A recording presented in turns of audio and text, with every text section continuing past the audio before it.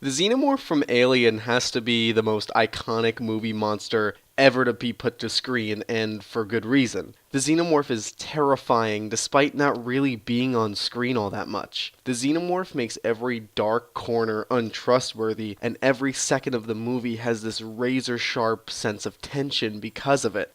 But what exactly did Ridley Scott do to make the xenomorph the perfect movie monster?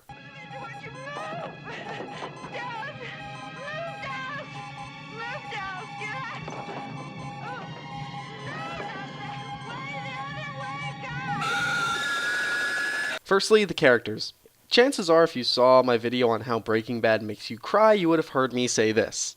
Making likable characters is the bedrock of any great moment of your story. Every emotional high that you want the audience to feel will be all the better if the audience likes the characters. If I sounded vague in that video, that was on purpose. I meant that as a fact for all stories. If the audience likes the characters that they see on screen, their hearts will be pounding every second that they see the xenomorph because they don't want to see their favorite characters die. In Alien, the actual alien doesn't show up for a pretty long amount of time, and what this does is build a lot of screen time to show off the characters' dynamic between each other. Here we have Dallas, the stoic leader, Ash, the calculating scientist, Ripley, the one who always maintains a clear head, and my favorite has to be Parker. Parker has this fun comedic attitude about him that just makes every single second of him on screen amazing.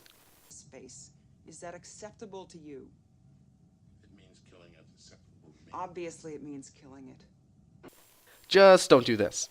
Who are you expecting? Santa Claus? Or this. Oh my god, why are you doing that? Please stop. Just never do that again. Number 2. Isolated settings. There are two massively important aspects of the setting of the movie that makes the monster feel all the more powerful. Firstly, the setting needs to be completely isolated. The group of characters you have need to feel so alone that the only way for them to combat the monster is by working together with the only tools that they have. The second aspect of the setting is that help from other people is either really far away, uncertain about whether or not it'll arrive, or completely impossible. In Alien, since they're on a spaceship, there's absolutely no hope that anyone will help them. What this does is make the characters and the monsters seem stronger. It makes the characters stronger by forcing them to get smart or die. They need to be resourceful in order to ensure any of them can make it out okay. Also, it makes the monster way more terrifying because the characters are trapped with the monster. Because they can't get out, the xenomorph is always a threat even when it's not on screen. No matter what the characters are doing or talking about, there's always a fear that the xenomorph could be around a corner or in any air duct or waiting to strike at any second. This makes every second on screen tense and terrifying. 3. A false introduction. A false introduction is when you show a less intimidating version of the creature that fools the audience into thinking that it's the final creature that the characters are going up against. A false introduction is meant to make the audience see a creature that doesn't seem so bad before you show them just how terrifying the actual monster will be. Alien has 2 false introductions. Firstly, the facehugger. The facehugger is creepy because it launches itself on a host and wraps around their face, incapacitating them. It also can't be removed because it has acid blood. This is unsettling, but since the creature isn't moving, none of the other characters seem like they're in any danger. The second introduction is the chest burster. The chest burster reveals itself like this. I don't want to talk about what it's made of. I'm eating this. What's the matter? The food ain't that bad, baby. What's wrong?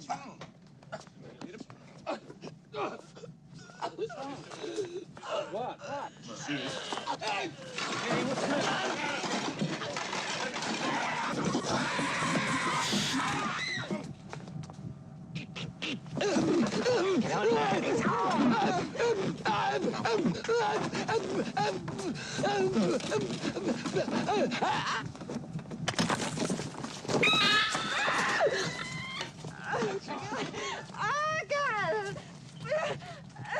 This is scary, but the creature seems really tiny and not really a danger to anyone else. It's really small and it runs away as soon as it sees everyone. It seems as though as long as everyone stays as a group, they can all take it on together. 4. The qualities of the creature. Finally, this is probably what everyone clicked on the video for, the actual traits of the xenomorph that make it terrifying. Firstly, it needs to have a tactical advantage over the characters. The xenomorph's physically stronger than any of the people, it's very durable and has sharp predatory instincts, and incredibly powerful acid blood that makes shooting it risk burning a hole in the ship and killing everyone. No one person can reasonably kill the creature, and in order for the group to kill it, they need to work together and get smart. Next, the creature needs to target people's primal fears. The xenomorph targets a few. By always hiding in corners and crevices, the xenomorph targets your fear of the dark. You can never really trust any of the dark corridors in Alien because the xenomorph could quite literally be anywhere at any given time. It also targets the primal fear of being hunted down and killed by a strong predator. This is why the alien has such defined sharp teeth. Animals are naturally scared of teeth because in the wild, if an animal's baring their teeth, it means that they want to bite you. One of the reasons for this is because they might want to eat you. By showing the xenomorph's teeth and loud screech, it makes the characters and the audience feel like prey getting hunted down. Finally, the xenomorph targets your fear of sexual assault. Yeah, you heard that right. The designer of the movie, H.R. Geiger, was heavily influenced by sexually disturbing imagery. The xenomorph was designed by modeling after two people having sex. There's something really sexually disturbing about the way that the creature impregnates you, and about how there's a smaller mouth that comes out of its bigger mouth. There are multiple moments in Aliens where the characters are wearing very little clothing to make them feel weaker and more vulnerable. Next is the design of the creature and how it needs to be interesting and cool to look at. It needs to be deeply terrifying without just looking like a blob. Please, for the love of God, don't make it look like a blob. The xenomorph is such a unique design because it takes influence from tons of natural predators on Earth. Because of this, it looks like something that could potentially evolve on Earth and hunt us down. Another quality is subtlety. Now, when you think of movie monsters, subtlety probably isn't the first word that comes to mind, but the xenomorph actually has a lot of good subtle moments that make it terrifying. For starters, the creature isn't really on screen a whole lot, and every time it is on screen, it's a huge event. Alien 4 showed the xenomorphs entirely too much, making the moments that they were on screen feel inconsequential and really lame. And finally, the mysteriousness. The audience and key characters need to know as little as possible about the creature, and then as the film goes on, we get to learn more with the characters. What's important is that as the characters learn new information, the audience also learns that information with them.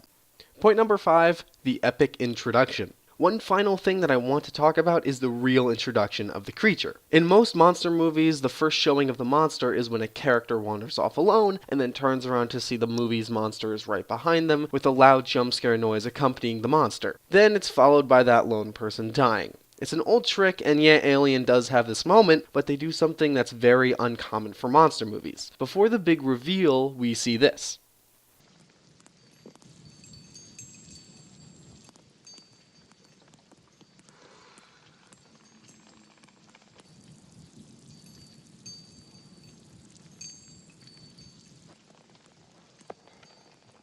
Did you miss it? As the character pans away from Brett, we see that in the corner is the xenomorph quietly hanging on a chain, just stalking him. Having the alien being hidden in a corner like this with no noise associated with it is something that the movie does more than once, and I absolutely love it more for doing this. The reason that this is such an effective scare is because of the implication. It makes the audience think that no matter what is happening, the xenomorph could just be waiting in a dark corner of our screen. It makes the audience be skeptical of any time that the characters seem to be safe. I know that monster movies oftentimes feel cheap and not very scary, but when they're done right, it can be a form of art. With good characters, the right setting, and a proper monster, it can make a movie that is tense during every second and absolutely terrifying.